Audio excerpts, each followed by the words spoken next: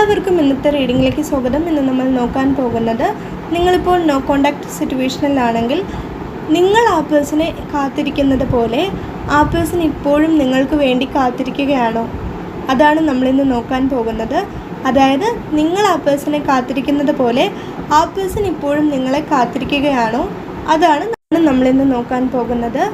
അതുമാത്രമല്ല നമ്മളിന്ന് നോക്കാൻ പോകുന്നത്, ആദ്യം നമുക്ക് നോക്കാം നിങ്ങളുടെ റിലേഷൻഷിപ്പിൻ്റെ എനർജി എന്താണെന്ന്. അതിനുശേഷം നമുക്ക് നോക്കാം ആ പേഴ്സൻ്റെ കറണ്ട് സിറ്റുവേഷൻ എന്താണെന്ന്.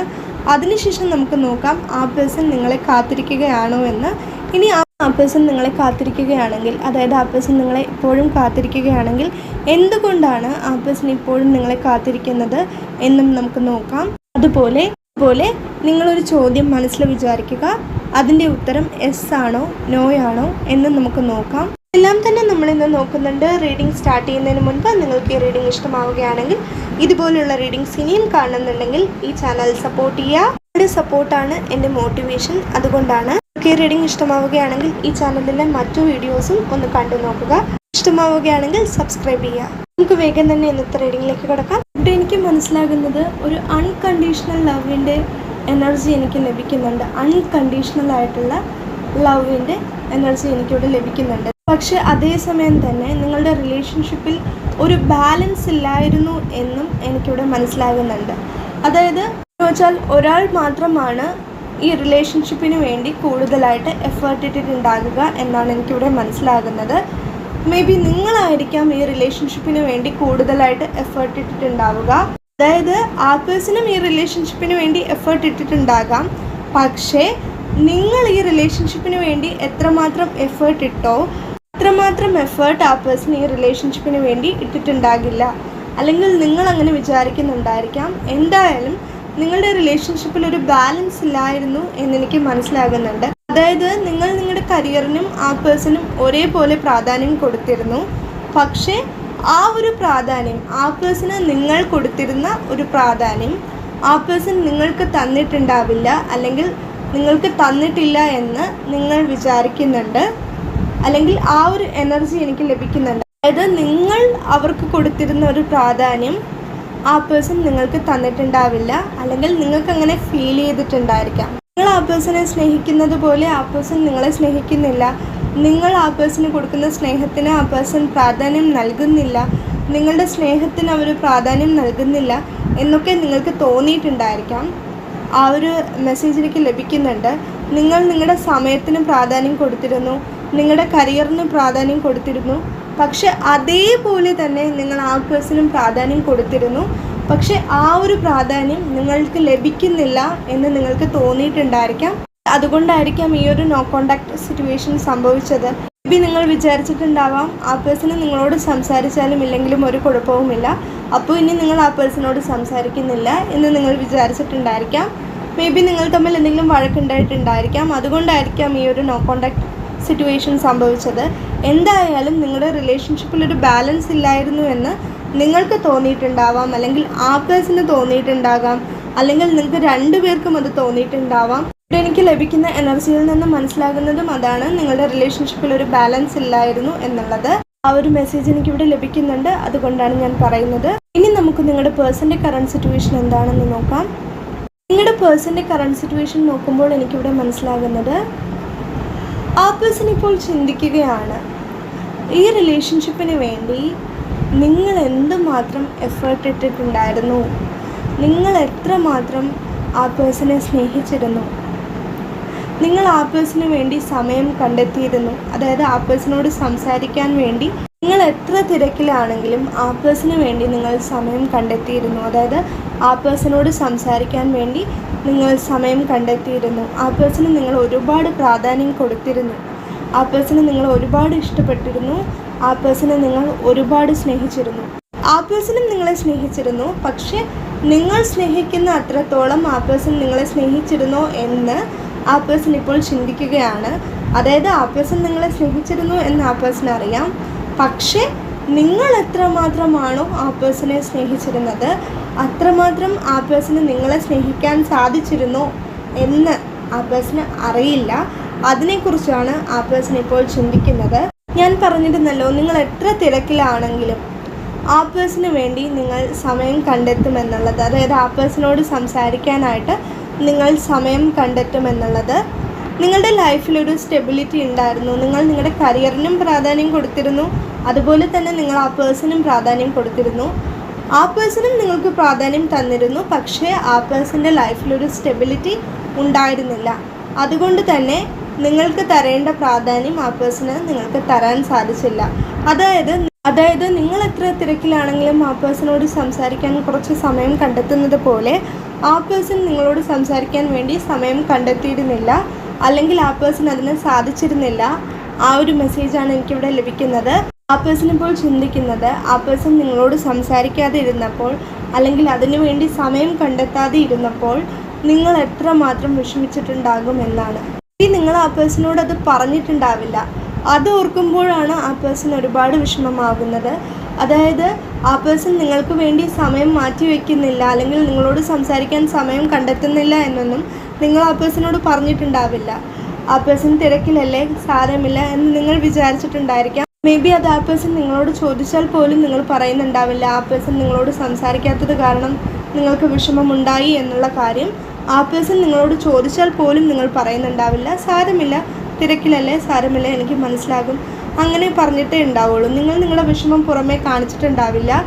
അത് ഓർക്കുമ്പോൾ ആ പേഴ്സൺ ഇപ്പോൾ വിഷമമാകുന്നുണ്ട്. കാരണം ഈ ഒരു നോ കോണ്ടാക്ട് സിറ്റുവേഷന് ശേഷമാണ് ആ പേഴ്സണ് മനസ്സിലാകുന്നത്, നിങ്ങളോട് സംസാരിക്കാതെ ഇരുന്നപ്പോഴാണ് ആ പേഴ്സണ് മനസ്സിലാകുന്നത്, ആ പേഴ്സണോട് സംസാരിക്കാതെ ഇരുന്ന സമയത്ത്, അല്ലെങ്കിൽ ആ പേഴ്സൺ നിങ്ങൾക്ക് വേണ്ടി സമയം കണ്ടെത്താതെ ഇരുന്ന സമയത്ത്, നിങ്ങളോട് സംസാരിക്കാൻ വേണ്ടി സമയം കണ്ടെത്താതെ ഇരുന്ന സമയത്ത് നിങ്ങൾക്ക് എന്തുമാത്രം വിഷമമുണ്ടായി എന്ന് ആ പേഴ്സണ് ഇപ്പോൾ മനസ്സിലാകുന്നുണ്ട്. കാരണം ഇപ്പോൾ നിങ്ങൾ ആ പേഴ്സണോട് സംസാരിക്കുന്നില്ല, അതുകൊണ്ട് തന്നെ നിങ്ങളുടെ വിഷമം ആ പേഴ്സൺ ഇപ്പോൾ മനസ്സിലാക്കുന്നുണ്ട് എന്നുള്ളതാണ്. മേ ബി ആ പേഴ്സൺ അറിഞ്ഞുകൊണ്ട് നിങ്ങളെ വിഷമിപ്പിച്ചതല്ല, അതായത് അറിഞ്ഞുകൊണ്ട് നിങ്ങൾക്ക് വേണ്ടി സമയം മാറ്റിവെക്കാത്തതല്ല, ആ പേഴ്സൺ അതിന് സാധിച്ചിട്ടുണ്ടാവില്ല. എങ്കിലും ആ പേഴ്സൺ ചെയ്തത് തെറ്റാണ് എന്ന് ആ പേഴ്സൺ ഇപ്പോൾ മനസ്സിലാക്കുന്നുണ്ട്. അതുകൊണ്ട് തന്നെ അതിനുവേണ്ടി ആ പേഴ്സൺ നിങ്ങളോട് മാപ്പ് ചോദിക്കാൻ ആഗ്രഹിക്കുന്നുണ്ട്, അല്ലെങ്കിൽ ആ പേഴ്സൻ്റെ തെറ്റ് ആ പേഴ്സണ് മനസ്സിലായി എന്ന് നിങ്ങളോട് പറയാൻ ആ പേഴ്സൺ ആഗ്രഹിക്കുന്നുണ്ട്. മാത്രമല്ല നിങ്ങളുടെ റിലേഷൻഷിപ്പിൽ ഒരു സ്റ്റെബിലിറ്റി ഉണ്ടാകണമെന്ന് ആ പേഴ്സൺ ഇപ്പോൾ ആഗ്രഹിക്കുന്നുണ്ട്. ആ ഒരു മെസ്സേജും എനിക്കിവിടെ ലഭിക്കുന്നുണ്ട്. ഇനി നമുക്ക് നോക്കാം, നിങ്ങൾ ആ പേഴ്സണെ കാത്തിരിക്കുന്നത് പോലെ ആ പേഴ്സൺ ഇപ്പോഴും നിങ്ങളെ കാത്തിരിക്കുന്നുണ്ടോ എന്ന്. ഇപ്പോൾ തന്നെ നിങ്ങൾക്ക് മനസ്സിലായിട്ടുണ്ടാകും, എങ്കിൽ കൂടി കുറച്ചുകൂടി കൂടുതൽ കാര്യങ്ങൾ നമുക്ക് നോക്കാം. എനിക്കിവിടെ മനസ്സിലാകുന്നത്, മേ ബി ഈ ഒരു നോ കോണ്ടാക്ട് സിറ്റുവേഷൻ തുടങ്ങിയിട്ട് ഒരുപാട് നാളായിട്ടുണ്ടായിരിക്കാം, അല്ലെങ്കിൽ നിങ്ങൾക്ക് അങ്ങനെ തോന്നുന്നുണ്ടായിരിക്കാം, അല്ലെങ്കിൽ ആ പേഴ്സൺ അങ്ങനെ തോന്നുന്നുണ്ടായിരിക്കാം, അല്ലെങ്കിൽ നിങ്ങൾക്ക് രണ്ടുപേർക്കും അങ്ങനെ തോന്നുന്നുണ്ടായിരിക്കാം, അല്ലെങ്കിൽ ഈ ഒരു നോ കോണ്ടാക്ട് സിറ്റുവേഷൻ തുടങ്ങിയിട്ട് ഒരുപാട് നാളായിട്ടുണ്ടായിരിക്കാം. ഈ ഒരു നോ കോണ്ടാക്ട് സിറ്റുവേഷൻ കാരണം ആ പേഴ്സൺ മനസ്സിലാക്കിയിട്ടുള്ള പ്രധാനപ്പെട്ട ഒരു കാര്യം എന്താണെന്നറിയോ? ഒരാളുടെ ജീവിതത്തിൽ പേഷ്യൻസ് എത്രമാത്രം പ്രധാനപ്പെട്ടതാണ് എന്ന് ആ പേഴ്സൺ മനസ്സിലാക്കിയിട്ടുണ്ട്. ഈ ഒരു നോ കോണ്ടാക്ട് സിറ്റുവേഷന് ശേഷം മേ ബി ആ പേഴ്സൺ പേഷ്യൻസ് ഉള്ള ഒരാളായിരിക്കാം, അല്ലെങ്കിൽ പേഷ്യൻസ് അത്ര ഇല്ലാത്ത ഒരാളായിരിക്കാം. എന്തായാലും ഈ ഒരു നോ കോണ്ടാക്ട് സിറ്റുവേഷന് ശേഷം ആ പേഴ്സണ് പേഷ്യൻസ് ഉണ്ടായിരുന്നെങ്കിലും ഇല്ലായിരുന്നെങ്കിലും, അതായത് പേഷ്യൻസ് കൂടുതലുള്ള ആളാണെങ്കിലും അല്ലെങ്കിൽ കുറവുള്ള ആളാണെങ്കിലും, ആ പേഴ്സൺ ഈ ഒരു നോ കോണ്ടാക്ട് സിറ്റുവേഷന് ശേഷം മനസ്സിലാക്കി പേഷ്യൻസ് ഒരാളുടെ ജീവിതത്തിൽ എത്രമാത്രം പ്രധാനപ്പെട്ടതാണെന്ന്. അതുകൊണ്ട് തന്നെ ആ പേഴ്സൺ നിങ്ങളെ ഇപ്പോൾ കാത്തിരിക്കുകയാണ്. ഒരുപാട് നാളായിട്ട് ആ പേഴ്സൺ നിങ്ങൾക്ക് വേണ്ടി കാത്തിരിക്കുകയാണ്. ഇനിയും ആ പേഴ്സൺ നിങ്ങൾക്ക് വേണ്ടി കാത്തിരിക്കാൻ തയ്യാറാണ് എന്നാണ് എനിക്കിവിടെ മനസ്സിലാകുന്നത്. എനിക്കിവിടെ ലഭിക്കുന്ന മെസ്സേജസ് ആണ് ഞാൻ നിങ്ങളോട് പറയുന്നത്. ഇതിൽ നിങ്ങൾക്ക് റെസനേറ്റ് ആവുന്നത് മാത്രം നിങ്ങളെടുക്കുക. എനിക്കിവിടെ മനസ്സിലാകുന്നത്, നിങ്ങളും ആ പേഴ്സണിന് വേണ്ടി കാത്തിരിക്കുകയാണ് എന്ന് ആ പേഴ്സൺ വിശ്വസിക്കുന്നുണ്ട്. അതായത് ആ പേഴ്സൺ നിങ്ങളെ കാത്തിരിക്കുന്നത് പോലെ നിങ്ങളും ആ പേഴ്സണിന് വേണ്ടി കാത്തിരിക്കുകയാണ് എന്ന് ആ പേഴ്സൺ വിശ്വസിക്കുന്നുണ്ട്. ആ ഒരു മെസ്സേജും എനിക്കിവിടെ ലഭിക്കുന്നുണ്ട്. എന്തായാലും ആ പേഴ്സൺ നിങ്ങൾക്ക് വേണ്ടി കാത്തിരിക്കുന്നുണ്ട് എന്നാണ് എനിക്കിവിടെ മനസ്സിലാകുന്നത്. ഇനി നമുക്ക് നോക്കാം, എന്തുകൊണ്ടാണ് ആ പേഴ്സൺ ഇപ്പോഴും നിങ്ങൾക്ക് വേണ്ടി കാത്തിരിക്കുന്നതെന്ന്. ഞാൻ ആദ്യമേ പറഞ്ഞതുപോലെ, ഈ ഒരു നോ കോണ്ടാക്ട് സിറ്റുവേഷന് മുൻപ് ആ പേഴ്സൺ നിങ്ങളുടെ പ്രാധാന്യം ശരിക്കും മനസ്സിലാക്കിയിരുന്നില്ല. ആ പേഴ്സൻ്റെ ജീവിതത്തിൽ നിങ്ങൾ എത്രമാത്രം പ്രധാനപ്പെട്ടതാണ്, അല്ലെങ്കിൽ ആ പേഴ്സണ് നിങ്ങൾ എത്രമാത്രം പ്രധാനപ്പെട്ടതാണെന്ന് ആ പേഴ്സൺ മനസ്സിലാക്കിയിരുന്നില്ല. ഈ ഒരു നോ കോണ്ടാക്ട് സിറ്റുവേഷൻ സംഭവിച്ചപ്പോഴും ആ പേഴ്സൺ അത് മനസ്സിലാക്കിയിരുന്നില്ല. എന്നാൽ ഈ ഒരു നോ കോണ്ടാക്ട് സിറ്റുവേഷൻ നീണ്ടുപോകാൻ തുടങ്ങിയപ്പോഴാണ് അതായത് നിങ്ങൾ ആ പേഴ്സണോട് സംസാരിക്കാതെ ആയപ്പോൾ ഈ ഒരു നോ കോണ്ടാക്ട് സിറ്റുവേഷൻ നീണ്ടു പോകാൻ തുടങ്ങിയപ്പോഴാണ് ആ പേഴ്സൺ മനസ്സിലാക്കിയത് നിങ്ങൾ ആ പേഴ്സൻ്റെ ജീവിതത്തിൽ എത്രമാത്രം പ്രധാനപ്പെട്ടതാണ്. നിങ്ങളോട് സംസാരിക്കാതെ ഇരിക്കാൻ ആ പേഴ്സണ് സാധിക്കില്ല എന്ന് ആ പേഴ്സൺ മനസ്സിലാക്കിയത് ഈ ഒരു നോ കോണ്ടാക്ട് സിറ്റുവേഷന് ശേഷമാണ്. ഈ ഒരു നോ കോണ്ടാക്ട് സിറ്റുവേഷന് മുൻപ് ആ പേഴ്സൺ നിങ്ങളോട് അധികം സംസാരിക്കുമായിരുന്നില്ല. പക്ഷേ ഈ ഒരു നോ കോണ്ടാക്ട് സിറ്റുവേഷന് ശേഷം ആ പേഴ്സൺ നിങ്ങളോട് സംസാരിക്കാൻ കൊതിക്കുകയാണ്. നിങ്ങളുടെ അകൽച്ച ആ പേഴ്സൺ ഒട്ടും തന്നെ ഇഷ്ടപ്പെടുന്നില്ല എന്നുള്ളതാണ്. നിങ്ങളുടെ അകൽച്ച ആ പേഴ്സണെ ഒരുപാട് വിഷമിപ്പിക്കുന്നുണ്ട്. നിങ്ങൾ ആ പേഴ്സണിൽ നിന്ന് അകന്നു പോകുമോ എന്ന് ആ പേഴ്സണ് പേടിയുണ്ട്. പേടിയല്ല, പേടിയേക്കാൾ ഉപരി അത് ആലോചിക്കുമ്പോൾ ആ പേഴ്സണ് വിഷമമാണ് ഉണ്ടാകുന്നത്. പേടി എന്നതിലുപരി ആ പേഴ്സൺ വിഷമിക്കുന്നുണ്ട്. ആ പേഴ്സണിൽ നിന്ന് അകന്നു പോകുന്നത് ആ പേഴ്സണ് ഇഷ്ടമല്ല. അതോർക്കുമ്പോൾ ആ പേഴ്സണ് വിഷമം ഉണ്ടാകുന്നുണ്ട്. നിങ്ങൾ ആ പേഴ്സൻ്റെ അടുത്തേക്ക് തിരികെ വരണം, അല്ലെങ്കിൽ നിങ്ങൾ ആ പേഴ്സണോട് സംസാരിക്കണമെന്ന് ആ പേഴ്സൺ ആഗ്രഹിക്കുന്നുണ്ട്. ആ പേഴ്സണും നിങ്ങളോട് സംസാരിക്കാൻ ആഗ്രഹിക്കുന്നുണ്ട്. നിങ്ങളോട് സംസാരിക്കാൻ ഒരു അവസരം കിട്ടാൻ ആ പേഴ്സൺ കാത്തിരിക്കുകയാണ്. ഇനി നിങ്ങളോട് സംസാരിക്കാൻ ആ പേഴ്സൺ ഒരു അവസരം കിട്ടിയാലും നിങ്ങൾ ആ പേഴ്സണോട് സംസാരിക്കാൻ ഇഷ്ടപ്പെടുന്നില്ലെങ്കിൽ പിന്നെ ആ പേഴ്സണ് നിങ്ങളോട് സംസാരിക്കാൻ സാധിക്കില്ല. അതുകൊണ്ട് തന്നെ ആ പേഴ്സൺ ഇപ്പോൾ ആഗ്രഹിക്കുന്നത് ആ പേഴ്സണ് നിങ്ങളോട് സംസാരിക്കാൻ ഒരു അവസരം ലഭിക്കണം. പക്ഷേ അതേസമയം തന്നെ നിങ്ങൾക്കും ആ പേഴ്സണോട് സംസാരിക്കാൻ ആഗ്രഹമുണ്ടായിരിക്കണമെന്ന് ആ പേഴ്സൺ ആഗ്രഹിക്കുന്നുണ്ട്. നിങ്ങൾക്ക് ആ പേഴ്സണോട് സംസാരിക്കാൻ താല്പര്യമില്ലെങ്കിൽ പിന്നെ ആ പേഴ്സണ് നിങ്ങളോട് സംസാരിക്കാൻ പറ്റില്ലല്ലോ. അതായത് നിങ്ങൾക്ക് ആ പേഴ്സണോട് സംസാരിക്കാൻ താല്പര്യമുണ്ടെങ്കിൽ മാത്രമേ ആ പേഴ്സണ് നിങ്ങളോട് സംസാരിക്കാൻ സാധിക്കൂ എന്ന് ആ പേഴ്സൺ അറിയാം.